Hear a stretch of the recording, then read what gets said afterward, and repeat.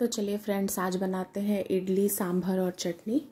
तो मैं कैसे इडली बनाती हूँ और सांभर चटनी वो मैं बताती हूँ। तो चलिए बनाते हैं।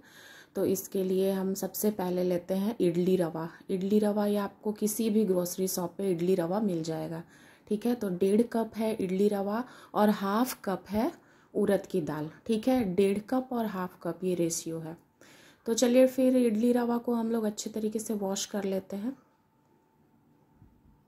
3 टाइम्स तक।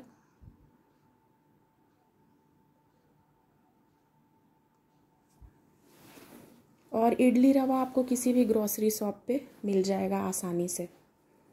एक बार इससे भी इडली बना करके आप देखिए, चावल से तो बहुत बार बनाए होंगे। तो चलिए अब हम लोग उड़द दाल को भी अच्छे तरीके से धो लेते हैं 3 टाइम्स। इसमें भी पानी डाल कर अच्छे तरीके से इसको वॉश कर लेते हैं। चलिए ये धुल गया है अच्छे तरीके से। तब इस दोनों में, इडली रवा में भी और दाल में, उड़द दाल में अच्छे तरीके से पानी डालकर इसको 6 घंटे के लिए भिगोकर ढक के रख देते हैं। चलिए 6 घंटे के बाद ये हमारा अच्छे तरीके से भीग गया है। तो इसका पानी हम लोग निकाल लेते हैं। दोनों का, इडली रवा और दाल दोनों का पानी हम लोग अच्छे तरीके से निकाल लेते हैं। अब चलिए दाल को मिक्सर जार में डालकर एक स्मूथ सा पेस्ट बना लेते हैं। और थोड़ा थोड़ा पानी डाल करके ही पीसिएगा। थोड़ा थोड़ा पानी डाल के पीसने से ये बहुत अच्छा सा स्मूथ पेस्ट बनता है। देखिए इस तरीके से। चलिए ठीक है, इसको एक बड़े से बर्तन में हम लोग निकाल लेते हैं और इसको बहुत अच्छे तरीके से हम लोग फेंटेंगे। बड़ा बर्तन इसलिए क्योंकि हम लोग को इसमें इडली रवा भी मिक्स करना है। अच्छे से फेंटेंगे। देखिए मैंने ऊपर क्लिप चला दी हूँ। 2 मिनट तक इसको फेंटना है। और एक छोटे से कटोरी में पानी डाल के उसमें थोड़ा सा डाल के देखिए, अगर फ्लोटिंग होने लगे मतलब ये अच्छे तरीके से फिट के तैयार हो गया है। अब चलिए हम लोग राइस का भी पानी निकाल लेते हैं। इडली रवा का पानी निकाल लेते हैं और इसको दाल में हम लोग, उड़द दाल में, पीसी उड़द दाल में हम लोग इसको मिक्स कर देते हैं। और इडली रवा का पानी बहुत अच्छे तरीके से निचोड़ कर दाल में मिक्स करना है। देखिए इस तरीके से जैसे मैं कर रही हूँ, बिल्कुल ऐसे अच्छे से पानी निचोड़ लीजिएगा। और इसको भी एक बहुत अच्छा मिक्स देते हैं। कम से कम 2 मिनट तक आप इसको अच्छे तरीके से हाथ से फेंट लीजिए। देखिए ये फिट के तैयार हो गया। अब इसको 10 से 12 घंटे के लिए फर्मेंटेशन के लिए हम लोग किसी गर्म जगह पे रख देंगे। तो देखिए हमारा 10 घंटे के बाद ये अच्छे तरीके से फर्मेंटेड हो गया है। तो अगर थोड़ा सा भी कम फूलता है तो आप 1 चुटकी सोडा इस टाइम पे डाल सकते हैं। तो चलिए फिर इसमें हम लोग 1 टीस्पून नमक डाल देते हैं और 1 टीस्पून ही ऑयल डालते हैं। ऑयल ज़रूर डालिएगा, इसको स्किप मत कीजिएगा, इससे इडली सॉफ्ट बनता है। चलिए इसको एक अच्छा मिक्स दे देते हैं। और अब ये बैटर तैयार है इडली बनाने के लिए। तो चलिए एक हम लोग पतीले में पानी डाल लेते हैं और उसमें एक छन्नी वाला प्लेट डाल देते हैं और इसको ढककर और गैस चूल्हे पे चढ़ाकर पानी खौलने तक रख देते हैं।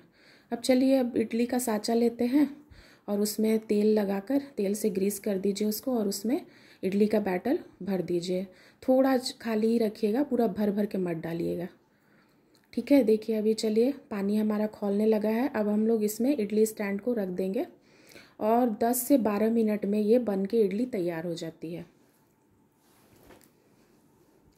तो चलिए अब हम लोग इडली को मोल्ड से अलग कर लेते हैं। तो चम्मच को पानी से गीला करके ऐसे निकालेंगे ना तो बहुत ईजिली निकल जाता है। देखिए कितना सॉफ्ट इडली बना है। तो आप मेरे तरीके से भी एक बार इडली ज़रूर बनाइए। इडली रवा से भी इडली बहुत अच्छा बनता है। तो एक बार ये आप इडली रवा से इडली ज़रूर बनाइए। मैं इसी से बनाती हूँ, आसान भी होता है, केवल दाल को पीसना पड़ता है, ठीक है। तो चलिए बनाइए। अब इडली तो बन गई। तो अब हम लोग सांभर बनाते हैं। देखिए कितना सॉफ्ट हुआ है। आप भी ज़रूर बनाइए और मुझे बताइए। तो चलिए सांभर बनाते हैं हम। तो सांभर बनाने के लिए कुकर लेते हैं। तो उसमें हम लोग 1/2 कप तुअर दाल डाल देते हैं और 1 कप टमाटर है या 2 बड़े आकार का, और गाजर है 1/4 कप, सभी बड़े बड़े टुकड़ों में कटे हुए हैं। आलू भी 1/2 कप, आलू ज़रूर डालिएगा, इससे बहुत अच्छा टेस्ट आता है। और प्याज डालिए 1/2 कप, सब मोटे मोटे टुकड़ों में कटे हुए हैं। करी लीफ डालिए 2 स्टेम है, कम से कम 12 से 15 लीफ। और उसके बाद 1 टेबल स्पून अदरक लहसुन कूटा हुआ है। गुड़ है, एक नींबू, छोटे नींबू के आकार का एक गुड़ हाथ से मसल कर उसमें डाल दीजिए, और गुड़ जरूर डालिएगा। और इमली है, ये भी छोटे के नींबू के आकार का है, बीज निकला हुआ इमली है, इसको भी इसमें डाल दीजिए। और मैं सांभर मसाला एवरेस्ट का यूज़ करती हूँ, तो 1 टेबल स्पून सांभर मसाला डाल दीजिए। अब इसमें ये चावल का आटा है 1 टीस्पून ज़रूर डालिएगा। हल्दी है 1/2 टीस्पून, रेड चिली पाउडर है 1 टीस्पून, और धनिया पाउडर 1 टीस्पून, और लाल मिर्च पाउडर 1 टीस्पून, और पानी हम इसमें 3.5 कप डालेंगे, और नमक 1 टेबल स्पून, या अपने टेस्ट के अनुसार आप डाल दीजिए। और इसको एक अच्छा मिक्स दे करके, और एक सीटी मैं तेज़ आंच पे लगाई हूँ और 5 सीटी में धीमे आंच पे। ऐसे तो दाल पकाना सबको आता है, तो आप अच्छे तरीके से दाल गलने तक पका लीजिएगा, बिल्कुल गल जाना चाहिए सब्जी और दाल सब। देखिए इस तरीके से।